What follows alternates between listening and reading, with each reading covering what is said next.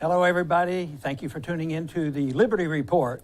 With me today is Daniel McAdams. Daniel, good to see you. Good morning, Dr. Paul. Good. This station and the Ron Paul Institute, which you head up, have been very interested in foreign policy, obviously. And we've been anxiously looking at and analyzing the coming foreign policy. What kind of foreign policy will Trump give us? And we get some hints. We heard some hints in the campaign, and we pointed out that sometimes it was flip-flopping, and we don't know exactly what it is, and we have written about that. So we were watching very closely on what would happen on the first day. And there was some dramatic things happening on the first day, and this may be an indication on which direction they're going to go in. And of course, on the first day, it was known that there were 31 strikes in Syria and Iraq. You know, the bombs are dropping in continuation. Sounded to me like it got a little kick up, and I would think that Trump would, even though he was newly in charge, he's still responsible for that. And so what we would like to do today is talk about that and the foreign policy and whether this is a sign of things to come.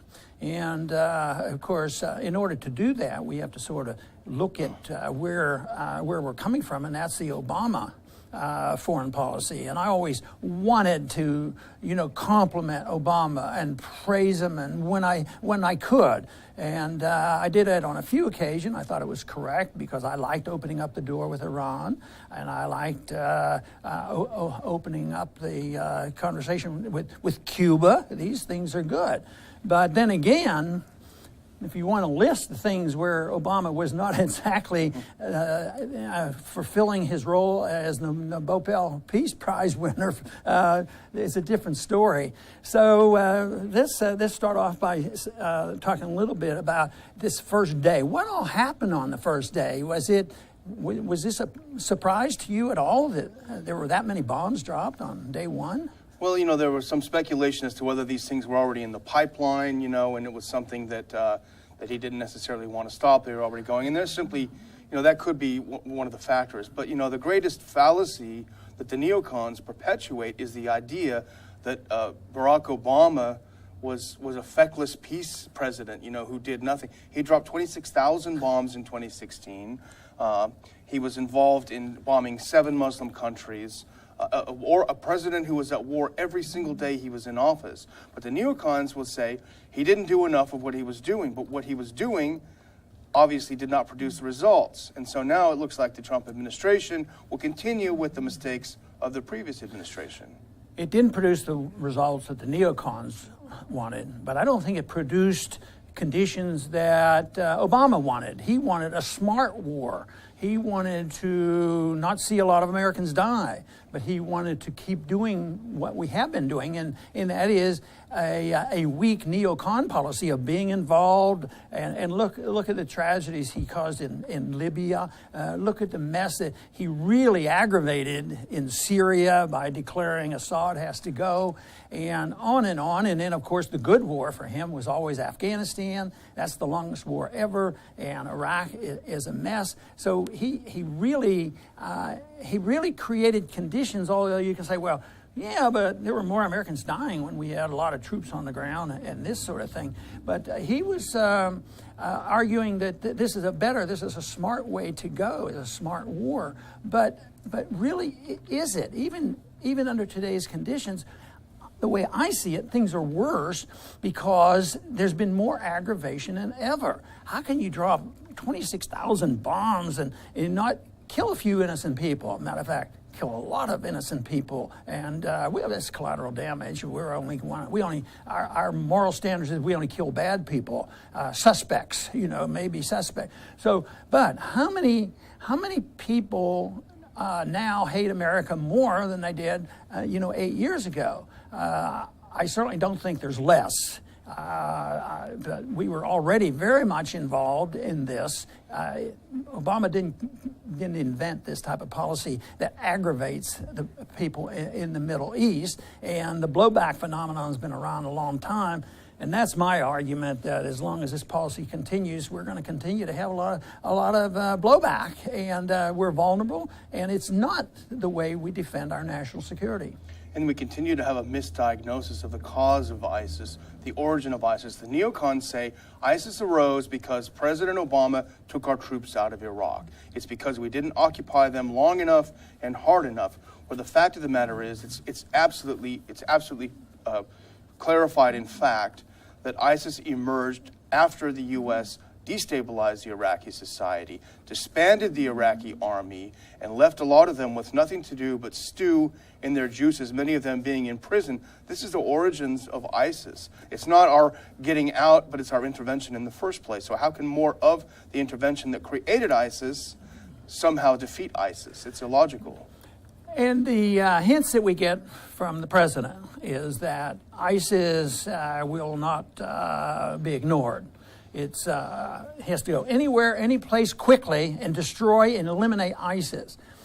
And I have a problem with that, with something we wrote about, in the TST this week, our weekly report. And that is that that ISIS is, of course, generated by our policy, and we continue to have these problems if we continue to do the same thing. And that's where I really get the hang up, is that he is attacking an idea.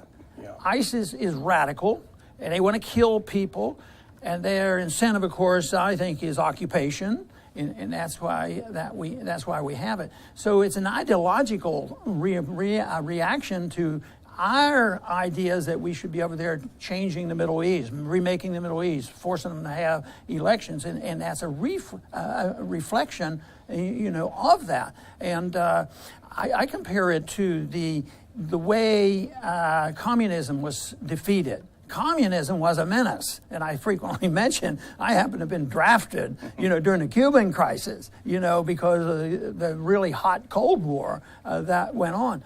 But we never used the nuclear weapons. We never had to invade Russia, but it was an ideology that was doomed to fail.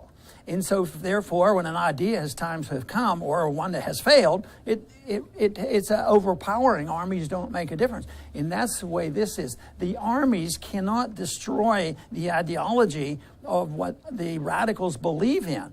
And the other thing that I find annoying is that they conflate all Muslims, all Islam, with this radical movement. To me, that's sort of like taking a few people who, look at the Old Testament and how some evangelicals will look at the need for Christianity to do certain things, that we have this moral obligation to remake the Middle East. I mean, that can be, just as detrimental. So I think it's this idea that we can destroy this ideology just by more weapons. And when he says, I'm going any place, every place, quickly, and eradicate all radicals. And I think it's impossible that you have to defeat a bad idea with a better idea. Yeah, eliminating radical Islamic terrorism is what he says is his goal. But it's not possible, as you point out. It's not possible to do that with force of arms, just as it would not be possible to defeat communism with force of arms alone. If the U.S. had arrested every single communist in the U.S. in the 1970s, for example, that would have just pushed communism further. They would have said, look, Marx was right. Capitalism at its very end stages starts to devour itself. So you can't defeat it that way. As a matter of fact, ISIS is already on the ropes in eastern Syria. It's on the ropes because the Syrian Arab Army and their allies, the Russians and the Iranians, have taken it on very effectively and have diffused it. As a matter of fact, the U.S. is making things worse. Remember the bombing in Deir ez-Zor, where the U.S. killed, I think it was 100 Syrian army officers who were holding that eastern part for the government and keeping the radical Islamists away. The U.S. bombed these people and ISIS took over. So whether it was on purpose or inadvertently, our presence there is actually making things a lot worse and forestalling the inevitable fall of ISIS in Syria and Iraq. I think Trump has justifiably, he's explained his position by going after Islam, radical Islam. And that would open up the door to doing probably anything he wants in the Middle East. But his foreign policy is starting to leak out, and we hear vibes about other parts of the world. That same argument of aggression, that we are going to wipe out ISIS, wouldn't apply to the South China Sea. Is it going to apply to Venezuela? It may apply, I'm sure they would say it applies to Iran, But once again, it's the inconsistency. Iran has to be handled and taken care of, and our open door policy has to be canceled. But here we're closing a door with China. We're just looking for it. And then when he talks about Taiwan, this just it doesn't make a lot of sense, but it doesn't all fit into that neat little category, of going after the radicals, because he's talking about a much broader scope. They happen to have tremendous sympathy. I think it was Tillerson that indicated that he had a fair amount of sympathy for Saudi Arabia, and also I think Venezuela as well. But they're talking about regime change in Venezuela. That's not attacking ISIS. And that goes directly against what President Trump said in his inaugural address. We're not going to seek to remake countries. But, Spicer, the White House spokesman, held his first sort of normal press conference yesterday where he actually took questions and discussed things. And it was assumed that he might correct some of the things that Tillerson said at the confirmation hearings, where he was really doing a lot of saber rattling when it came to China. We will deny China the ability to access these islands. And people were speculating that he may have misspoke and that Spicer would come and correct it. But Spicer, if anything, was even more hawkish in some of the things that he said yesterday. And I think even the neocons, who love getting us right up to war, but they don't actually want one, I think even the neocons are a little bit worried about this. He makes a real good statement about on international waters they have to be protected, and nobody should just go in there and make this declaration of international waters, which is questionable even legally whether or not they could do that. But he says if they're doing that, we're going to take care of it. All the rules apply to everybody else. Nobody else should do it. But by golly, if they're doing it, we're going to be in charge. What are they going to do with it? Just blow up the islands, or are they going to take them over? And they say, well, we don't want to have a war over this. But what if China wants to have a war over it? It's just so unnecessary to go through this thing. I think one of the most amazing time for me was the awakening on how fragile the world is and doesn't need to be. And that was back, I guess it was 2011, dealing with Ukraine. Ukraine was rocky and messed up, but they did have somebody that won an election, Yanukovych. Yeah. Then all of a sudden, the whole thing blows up. And then, sanctions were put on, and it's just been escalating. And I don't see any reason whatsoever that they had to backtrack on friendship. Now, this is one area that I can't complain about Trump. He sort of is in that camp, want to do it. And he did, I think, make a statement, we have no plans to do what our government's been doing, and that is to unseat Assad. I think we've already declared failure there. Assad has to go, but before Obama left office, I guess we're going to let Assad stay. Well, we would hope that Trump understands that it was our interventionist policy that created the mess in Ukraine. There was a dispute between Ukraine and Russia beforehand. It was about the direction of the country because it's divided. The same is true in the South China Seas. There is a dispute among the countries in the region. Actually, I like this quote from the Chinese Foreign Ministry spokesman. The United States is not a party to the South China Sea dispute. All you have to do is look at a map and notice that. But there have been, for example, in the last few weeks, a couple of months, the Philippines have sort of reached kind of a rapprochement with China. Now, they did lodge a small complaint with the Chinese putting some weapons on some of these islands, but it's been handled bilaterally between the two of them. It's when the U.S. comes in as a big bully and tries to push Vietnam and push Taiwan and push the Philippines against China. That's where you have the tension. The same was true in Ukraine. I think Ukraine is a good lesson for us and a good example on how a libertarian might allow this to be settled. And that is the right of self-determination, and let countries pick and choose on which way you want to go, even separate each, have a division if they would like, and for the superpowers to stay out. But I would argue that the superpowers can take care of their neighbors. They're justified more on dealing with their neighbors than somebody 6,000 miles away. So we are more justified in dealing with what's happening in Mexico, in Canada. But Ukraine was messed. There was half, the East was leans toward, right? They even spoke Russian language. And then the East was closer to Europe. And that was the argument over which way they should go. But, you know, if the people were left alone, they might have had a de facto separation, and maybe they could even have a legal separation and have East and West, and let the West go with the Europeans and have some agreements there with trade, and the West and then the East could identify, you know, with Russia. But it would have to be internal, have to be voluntary. People would have the right of self-determination, and we would have to have a little less aggressiveness by the superpowers who think that they have empires, you know, whether it was a Soviet empire or whether it's our empire that we have now.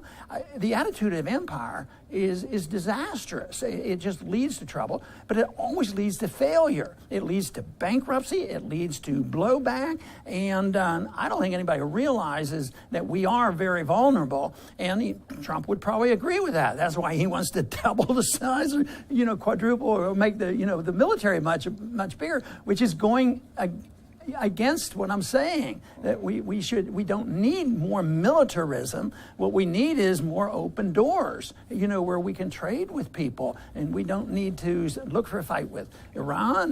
We don't need to quit the direction we're going with Cuba. We don't need to look for a fight with China, and we should continue to try to keep the door open with Russia. But the thing that has bothered me is, why does it just pops up right out of the air? It seems to be going pretty well, then all of a sudden something changes and the whole thing breaks down. So any effort made from 1990 up to a few years ago was sort of, it's almost been canceled already, you know, and the antagonisms continue to build.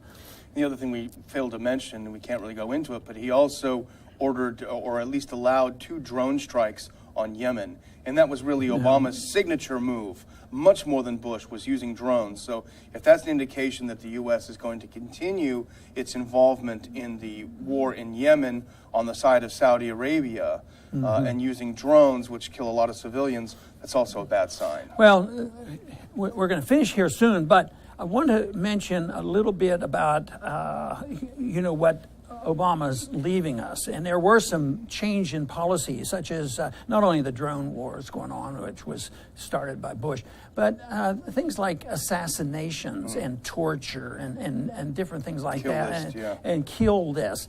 I don't think that's going to change. I think because Trump has said some pretty strong things in the campaign about torture, but we also know that Congress has nothing to do with these wars, essentially nothing. They roll over and send all the money they want, whatever you want to do, go and do it.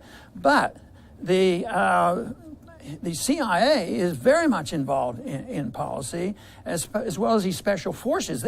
They're a unit to themselves. Yeah. And now we have a new director of the CIA. I don't think he's going to resist in any way a really, really tough foreign policy. I think he would agree 100%. We are going to do anything and everything, wherever we're going to go. We are going to utterly eradicate every radical in the world. And that, I think, is going to lead to trouble. And, we find ourselves optimistic at some of the things that Trump himself says about not wanting to overturn governments and these sorts of things. But every single person that he's hired to serve him in the national security area doesn't seem to hold those views. So if he is indeed honest about this position, how is he going to keep these people in line? Yeah, I don't like the militarization of what's going on. Anyway, I would like to thank our viewers today for tuning in. We obviously feel very strongly about foreign policy for the United States and the direction. I don't think we have the answer and know exactly which way it's going. I'm not even sure the administration does, because there are some good vibes coming from the administration, and we will point that out and encourage it. But there's also some risk in what we're doing and the policies that we're here about, because we're a long way from bringing the troops home and minding our own business. And that, of course, I think is the way we can achieve peace and prosperity. I want to thank everybody for tuning in today to the Liberty Report. Please come back soon.